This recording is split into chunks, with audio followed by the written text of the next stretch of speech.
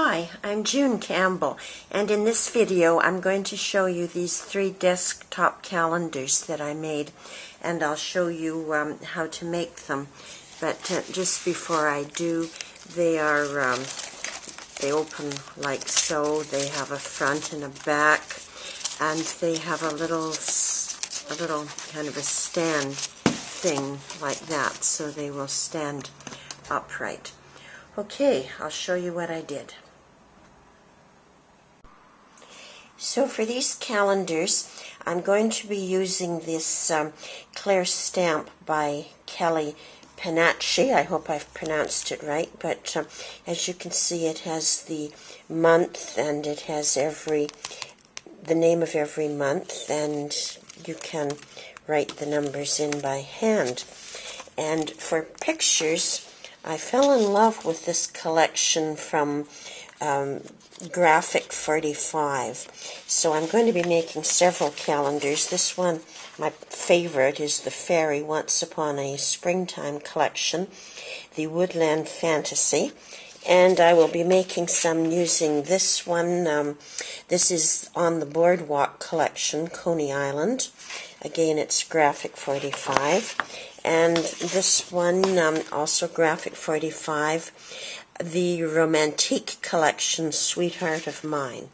And for binding, I'll be using O-rings and assembling them with this Bind-It-All, which is one of my favorite tools.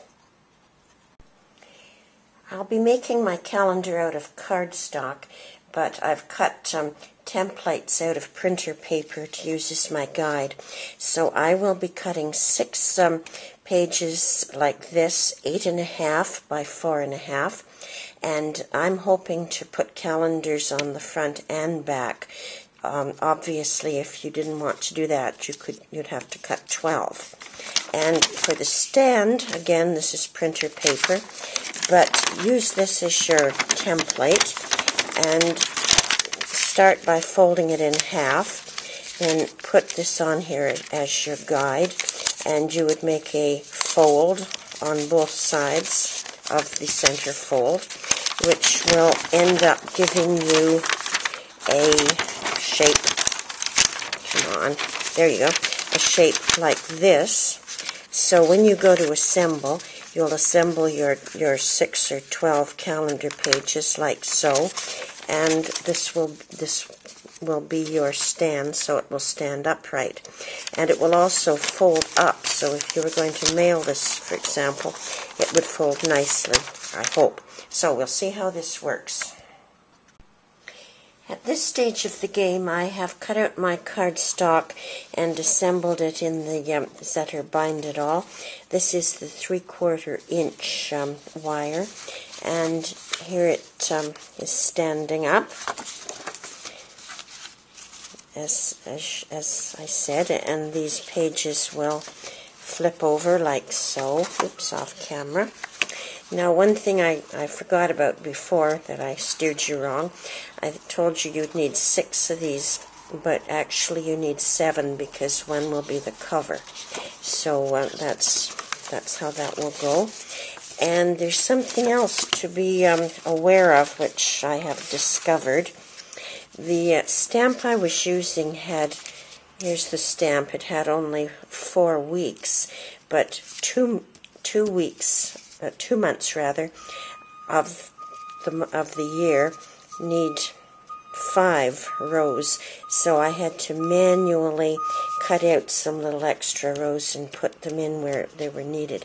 So that's something to think about if you're buying a stamp that for a month you want to find one that has 5 rows instead of 4, or be prepared to tinker with it. Here's one of the completed calendars.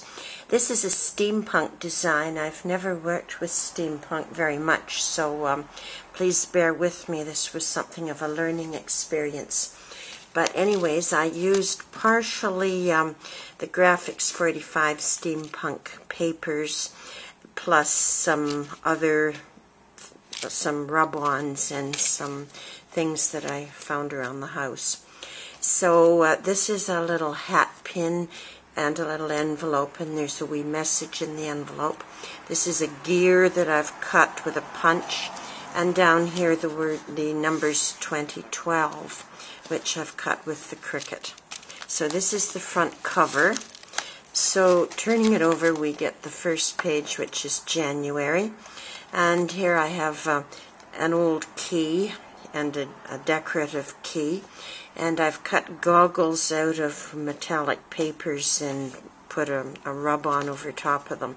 And this is the computer-generated gear. Gears and goggles are very big in the steampunk genre. Okay, so that's January. Over here we have February, and again a little doodad I found around the house attached with a chain and some rub-ons. This is March. These are some brads that I had and some rub-ons and torn papers. April, future, present, and past. This was something I found in my stash, and I attached a black ribbon to it. Okay, that was April. Over here we have May. This is an old earring that I found, and a little element that I've used, and another little keyhole kind of element. This is June. This was a piece of, a piece of broken CD-ROM that I decorated with glitter and ultra-thick embossing enamel. And these are just cut with a punch, and that's a rub-on. And turning it over, we go along to July. So a little charm here and a black ribbon and some torn paper at the bottom.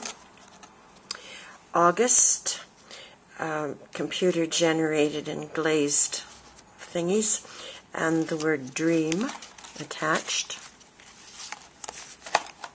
September, a little metallic frame, another little key, some torn papers. Some of these pictures were downloaded from the computer. This is a little element I bought at a yard sale one time with some chain, and another little goggles that I've cut out of silver metallic stuff. And over here, November, a 3D tag with the word day raised. And over here, December, so another frame and a little element, and a rub-on clock, computer-generated picture. And this is the back of the calendar. Picture, some rub-ons. This was made out of some beads and wire that I strung, and this was in my stash. I don't quite know what it is, but I put 2012 on it, and it dangles. And of course, this is the stand that will make it stand up. So that's the steampunk calendar, and I have a few more yet to make, but we'll get to them later. If you've enjoyed this video, please visit my blog at scrappingbydesign.com.